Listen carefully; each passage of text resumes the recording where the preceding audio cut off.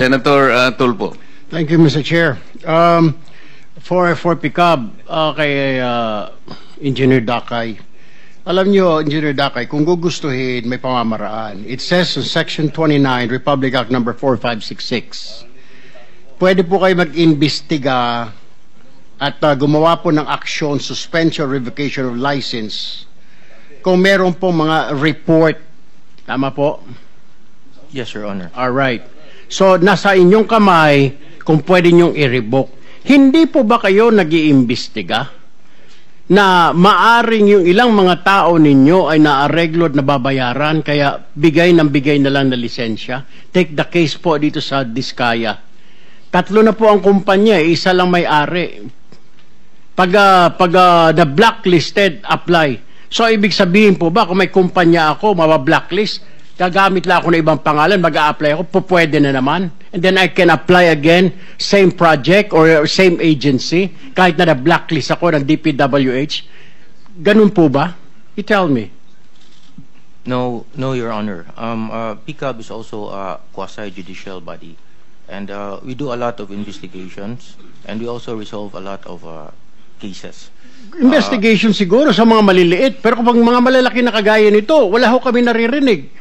Bakit 15 po sila na nagkunsabahan, binulsa yung pera ng bayan, 1.3 trillion, wala tayong narinig. Ngayon, nandito kayo, nagpapaliwanag, sasabihin nyo, meron kayong quasi-judicial. Nasaan yung quasi-judicial? Bakit yung pinayagan nangyari? 2022 hanggang 2025, 3 years, engineer. Wala kayong ginawa, hindi nyo kinansela yan. Isang kumpanya, tatlo pa.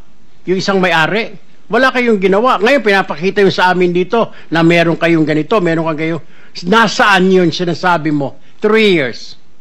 I understand very well your concerns, Your Honor, and I appreciate that very much. However, PICAB does not play any part in the implementation of the project. I'm not saying part of the implementation. Yung pag-apply lang at engineer ng license.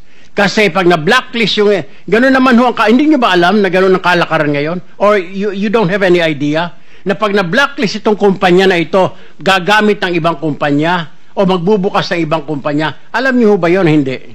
You know that, right? We hear that every now and then, Your Honor. You hear that, but you don't investigate. Na pag na-blacklist ng DPWH o ng kung anong ehensya, papalit ng pangalan or tatayo ng pangalan para makapasok ulit. Actually, Your Honor, when a company is blacklisted by any government agency, then we actually suspend their licenses. Well, hindi ko maintindihan na engineer, wala naman po na suspend sa 15 na yan eh, di po ba? Wala ho kayo, hindi ko alam kung nagtatanga-tangahan kayo, hindi nyo alam trabaho, o natapalan lahat ng mga mata ninyo ng salapi, kaya ho ganon. Balikan kita mamaya, Mr. Chair.